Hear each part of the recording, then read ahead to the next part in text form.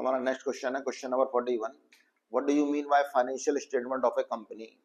आप कंपनी के जो वित्तीय विवरण होते हैं उनसे क्या समझते हैं?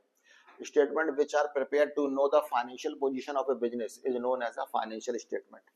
वो सारे अकाउंट या वो सारे खाते या विवरण बनाना जिससे हमें किसी भी कंपनी की वित्तीय स्थिति यानी कि पैसे से संबंधित स्थिति मालूम चलती है, उसी को अपन क्या कहते हैं?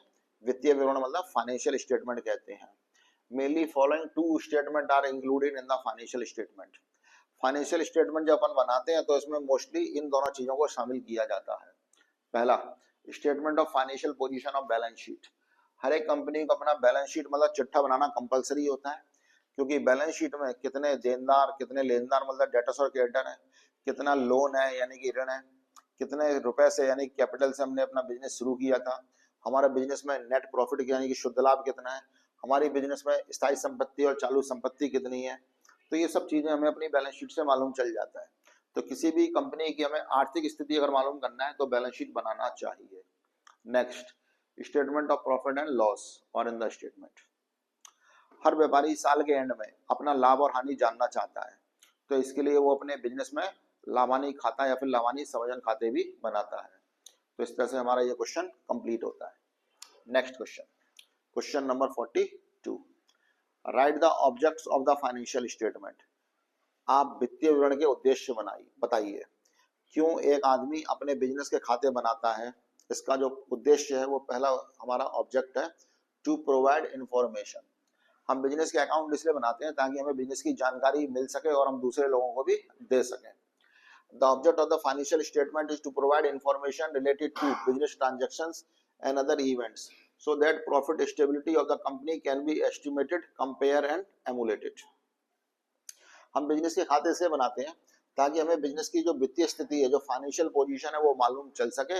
हमारे बिजनेस में कितना पैसा आ रहा है और जा रहा है, हमारे व्यापार में कितने सौदे हो रहे हैं, हमारा लाभ कितना है, हमारा जो लाभ है वो स्थिर है कि नहीं है। और इसीलिए हम अपने बिजनेस का ये अकाउंट वगैरह बनाते हैं, और हम जो बिजनेस के अकाउंट बनाते हैं उसकी हम तुलना करते हैं अपने पिछले साल के लाभ से कि हमारा पिछले साल का लाभ ज्यादा था या इस साल लाभ ज्यादा है, या फिर पिछले साल के हमारे एक्सपेंस मतलब खर्चे ज्यादा थे या इस साल के। नेक्स्ट पॉइंट है नोइंग ऑफ अर्निंग कैपेसिटी। हमारी जो लाभ कमाने की जो क्षमता है वो कैसी है? To provide relevant information to the management of the company to estimate and evaluate future and capacity.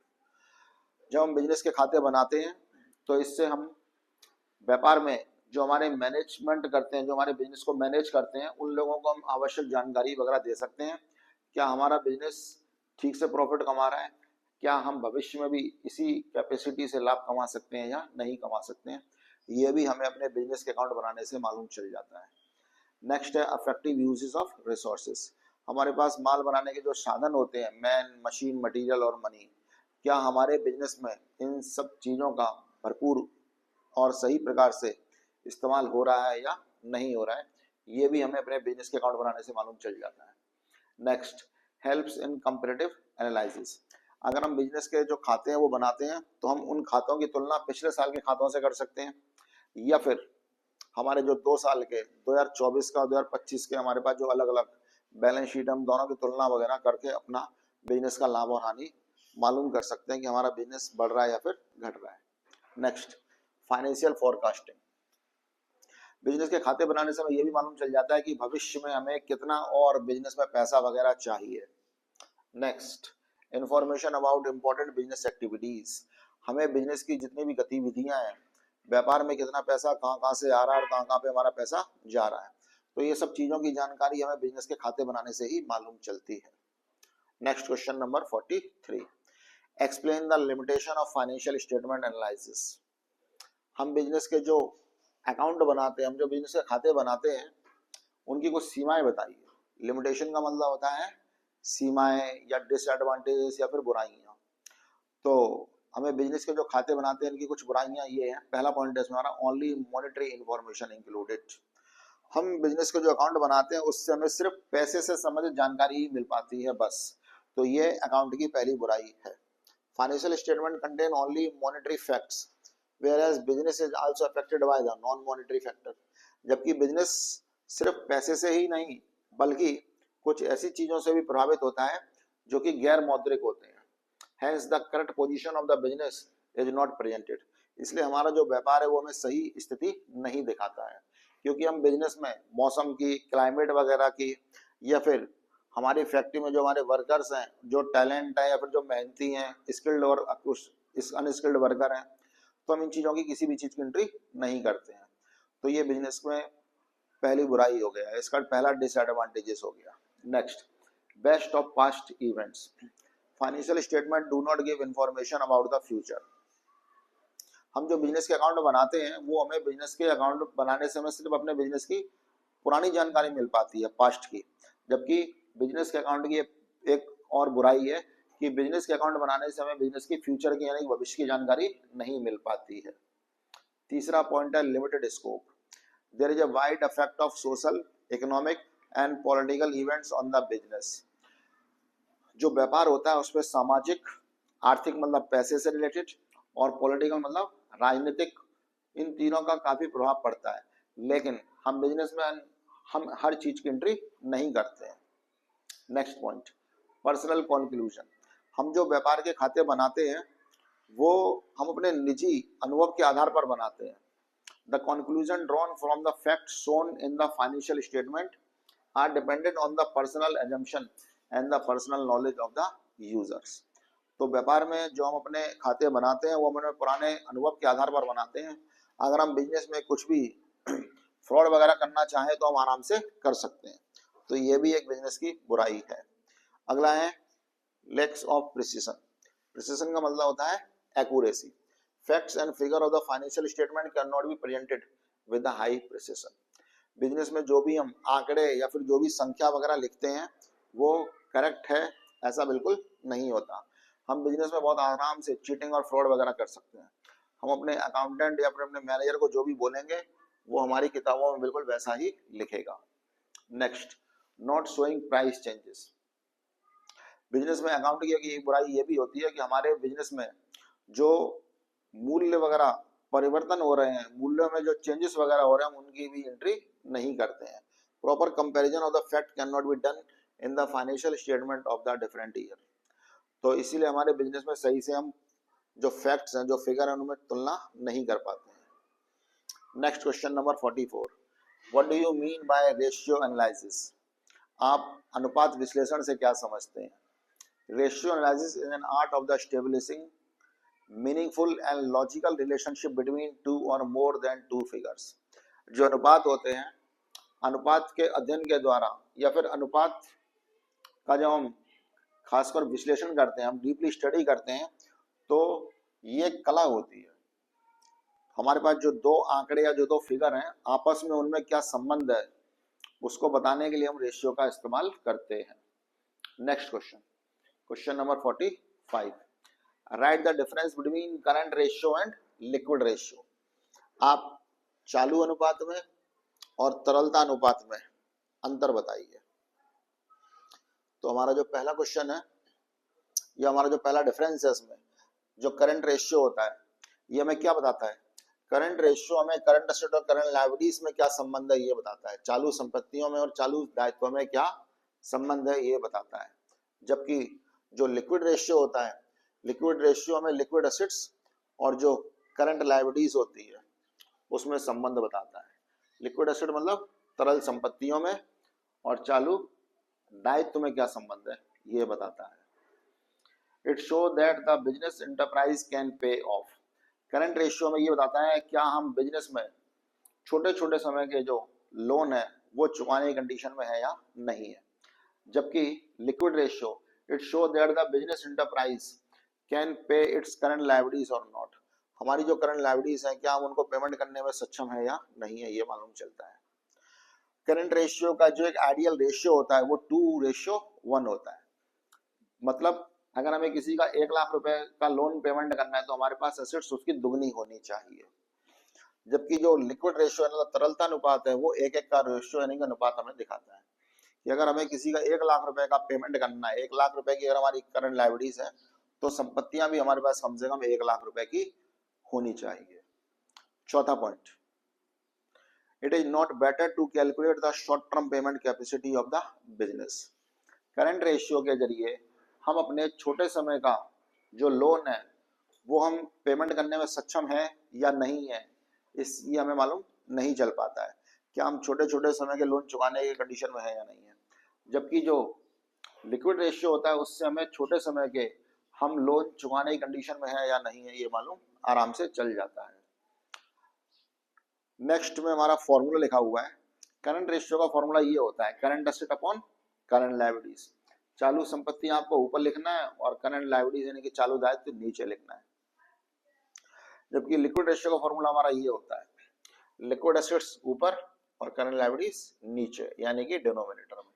Liquid assets हम कैसे निकालते हैं, अगर हम करंट एसेट्स में से दो चीजें माइनस कर दें, एक क्लोजिंग स्टॉक और दूसरा प्रीपेड एक्सपेंसेस, तो हमारी लिक्विड एसेट्स बन जाती है। लास्ट और next point, stock is include in current asset. जब हम अपनी करंट एसेट निकालते हैं ना तो उसमें हम चालू संपत्तियों को लिखते हैं, जबकि जो हम लिक्विड एसेट्स निकालते हैं ना तो उसमें हम अपने स्टॉक को इंक्लूड नहीं करते हैं।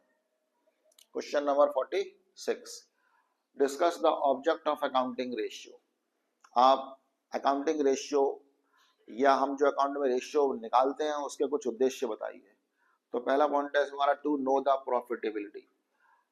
अकाउंटिंग रेशियो के जरिए हम अपनी लाभ कमाने की जो क्षमता है ना वो मेजर कर सकते हैं।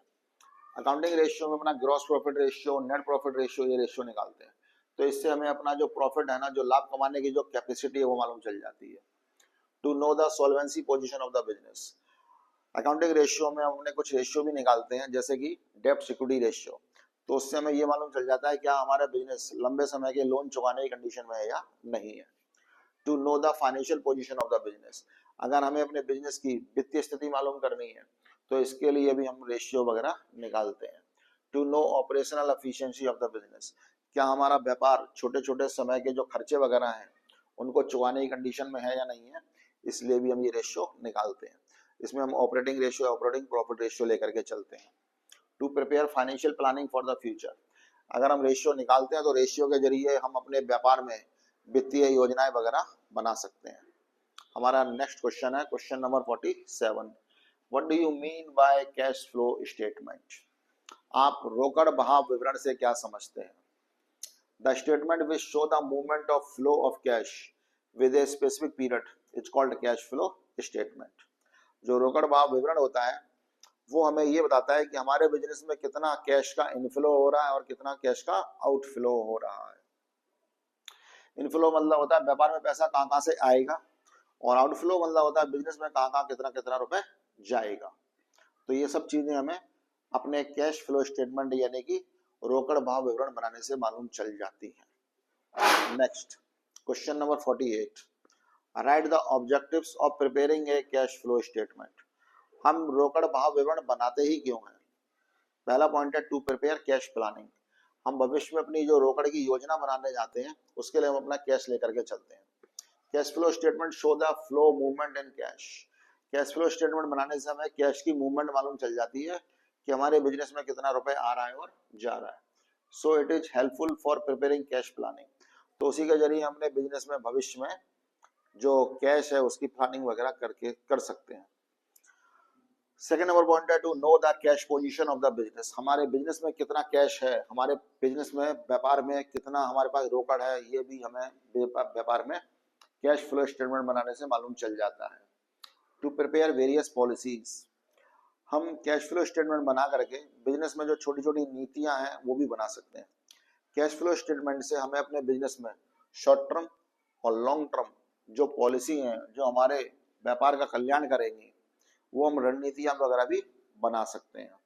To know the cash inflow and outflow, cash flow statement and रोकड़ भाव विवरण से हमारे बिजनेस में कितना इनफ्लो मतलब पैसा अंदर आ रहा है और कितना बाहरी निर्गमन मतलब कितना पैसा हमारे बिजनेस से बाहर जा रहा है, ये भी मालूम चल जाता है।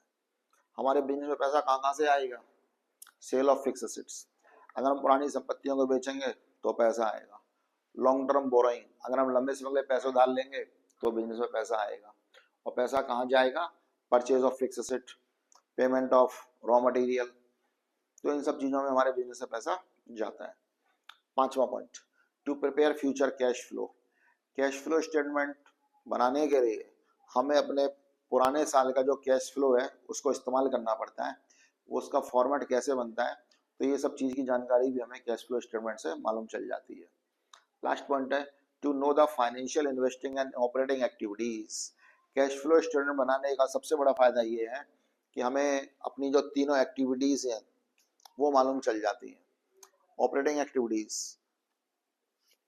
हमारे बिजनेस में ऑपरेट मतलब बिजनेस को चलाने के खर्चे कितने हो रहे हैं, ये हमें अपना संचालन क्रियाओं से मालूम चलता है। हमने फिक्स एसेट को खरीदने और बेचने में कितना पैसा लगाया है, ये हमें इन्वेस्टिंग मतलब विनियोजित क्रियाओं से मालूम चलता है। और फाइनेंशियल कंडीशन मतलब हमारे बिजनेस में कितने शेयर डिवेंचर वगैरह है, हमें डिविडेंड मतलब लाभांश वगैरह कितना देना है, तो ये हमें अपना फाइनेंशियल स्टेटमेंट बनाने से मालूम चल जाता है।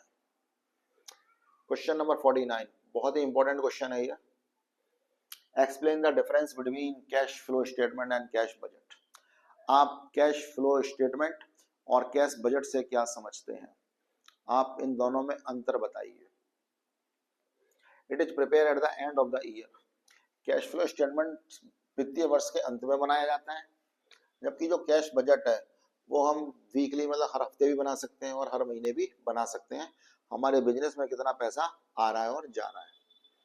Second number point, cash flow statement is prepare for the past और प्रीवियस ईयर। जो कैश फ्लो स्टेटमेंट है वो पुराने साल के लिए बनाया जाता है, जबकि जो कैश बजट है कि हमारे बिजनेस में कितना कितना रुपए आएगा जाएगा, तो it is always prepare for future period. हमेशा कैश बजट भविष्य के लिए ही बनाया जाता है। ये डिफरेंस काफी सिंपल है। तीसरा हमारा डिफरेंस है cash flow statement it is useful for the outsider investor. हमारे बिजनेस में कौन कौन कितना पैसा लगाएंगे, तो कैश फ्लो स्टेटमेंट जो बाहर के लोग हैं उनके लिए काफी मदद करता है, जबकि हमारे जो मैनेजर वगैरह हैं उनको कैश बजट काफी मदद करता है। वो बिजनेस में अंदर जितने भी कार्य वगैरह होंगे, बिजनेस में जब हमें प्रबंध कैसे करना है, पैसे का इंतजाम कैसे करना है, उसके लिए अपन कैश बजट बनाते हैं। Next, no changes can be made in this statement. Cash flow statement में परिवर्तन करना या कुछ चेंज करना संभव नहीं है, लेकिन जो हम कैश बजट बनाते हैं उसमें हम अपने रिक्वायरमेंट या अपनी जरूरत के हिसाब से कोई भी चेंजेस वगैरह कर सकते हैं। कैश फ्लो स्टेटमेंट जब हम बनाते हैं तो उसको हम तीन कैटेगरी में बांटते हैं, ऑपरेटिंग एक्टिविटीज, इन्वेस्टिंग एक्टिविटीज और फाइनेंशियल एक्टिविटीज। हिंदी में इसी को बोलते हैं संचालन क्रियाएं, विनियोजित क्रियाएं और वित्तीय क्रियाएं। जबकि जो हम कैश बजट बनाते हैं, it preparation is not classified. Cash budget में हम ये तीनों एक्टिविटीज या हम अपने जो बजट है कैश बजट उसको हम अलग अलग कैटेगरी में नहीं बांटते हैं, हम उसका वर्गीकरण नहीं करते हैं। ओके स्टूडेंट, आज हम अपना लास्ट क्वेश्चन पढ़ने जा रहे हैं और इस तरह से हमारी अपनी अकाउंट की जो पूरी इंपॉर्टेंट क्वेश्चनों की जो किताब है वो खत्म हो जाएगी। तो आज का हमारा जो लास्ट क्वेश्चन है ये भी काफी इंपॉर्टेंट क्वेश्चन है, ये पेपरों में मोस्टली आता भी है। क्वेश्चन नंबर 50, आप कैश फ्लो स्टेटमेंट और फंड फ्लो स्टेटमेंट में अंतर करिए। रोकड़ भाव विवरण और फंड भाव विवरण में क्या अंतर होता है। तो कैश फ्लो स्टेटमेंट और फंड फ्लो स्टेटमेंट में हम डिफरेंस पढ़ते हैं। पहला, cash flow statement is based on a narrow concept where the fund is treated as cash. Cash flow statement जो होता है उसका एरिया यानी कि उसका जो क्षेत्र रहता है वो संकीर्ण मतलब छोटा होता है, और यहाँ पर कैश फ्लो में मतलब कैश से क्या होता है, रोकड़ मतलब कैश से होता है इसका मीनिंग। जबकि फंड फ्लो स्टेटमेंट होता है इसका जो एरिया होता है वो काफी बड़ा होता है, और फंड फ्लो स्टेटमेंट का मीनिंग वर्किंग कैपिटल मतलब कार्यशील पूंजी से लगाया जाता है। सेकंड नंबर पॉइंट बहुत आसान है, accounting standard 3 has been developed for the cash flow statement.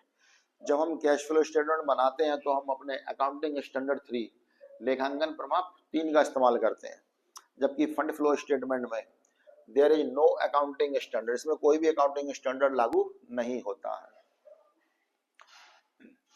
In cash flow statement, accounting standard 3 classified into operating, investing and financial activities. जब हम कैश फ्लो स्टेटमेंट बनाते हैं तो इसमें हम अपना जो सवाल है उसको 3 कैटेगरी में अलग अलग कैटेगरी में बांटते हैं, ऑपरेटिंग एक्टिविटीज, इन्वेस्टिंग एक्टिविटीज और फाइनेंशियल एक्टिविटीज। जबकि फंड फ्लो एक्टिविटीज में ऐसा कुछ भी नहीं होता है, हमें अपने सवाल यानी कि न्यूमेरिकल्स को 3 भागों में नहीं बांटना पड़ता है। चौथा difference, no such statement is prepare in the cash flow statement. और सेकंड साइड में क्या लिखा है, a schedule of working capital changes in preparation with the help of current asset and current liabilities. जब हम फंड फ्लो स्टेटमेंट बनाते हैं तो हमें अपनी वर्किंग कैपिटल निकालनी पड़ती है। और वर्किंग कैपिटल हम कैसे निकालते हैं? करंट एसेट और करंट लायबिलिटीज के डिफरेंस से। तो फंड फ्लो स्टेटमेंट बनाते समय वर्किंग कैपिटल का जो स्टेटमेंट है या फॉर्मेट है वो अलग से बनाया जाता है, जबकि कैश फ्लो स्टेटमेंट में वर्किंग कैपिटल का फॉर्मेट अलग से नहीं बनाया जाता है। पांचवा difference, cash flow statement are useful for short term financial analysis. Cash flow statement बनाने से हमें अपने बिजनेस की जो छोटे छोटे समय की जानकारियां हैं वो मिलती हैं, जबकि फंड फ्लो स्टेटमेंट बनाने से हमें अपने बिजनेस की लंबे समय की जो जानकारियां हैं पैसे से रिलेटेड वो मिलती हैं। हमारा 6 नंबर और लास्ट आखिरी पॉइंट है, the cash flow statement is based on the cash system of accounting. जो हम कैश फ्लो स्टेटमेंट यानी रोकड़ भाव विवरण बनाते हैं वो हम अपने कैश सिस्टम पर यानी कि हमारे पास वास्तव में जो पैसा आ चुका है उस बेस पर बनाते हैं, जबकि जो फंड फ्लो स्टेटमेंट होता है वो अपन एक्यूरल बेस पर बनाते हैं। एक्यूरल का मतलब पैसा हमने कमा तो लिया है लेकिन अभी आना बाकी है। तो फंड फ्लो स्टेटमेंट में हम एक्रूड और अनएक्रूड की दोनों की ही एंट्री करते हैं, जबकि कैश फ्लो स्टेटमेंट में हमारे पास वास्तव में जो पैसा आ चुका होता है उसकी एंट्री की जाती है। ओके स्टूडेंट, इस तरह से हमने अपने अकाउंट के 50 क्वेश्चन कवर किए हैं।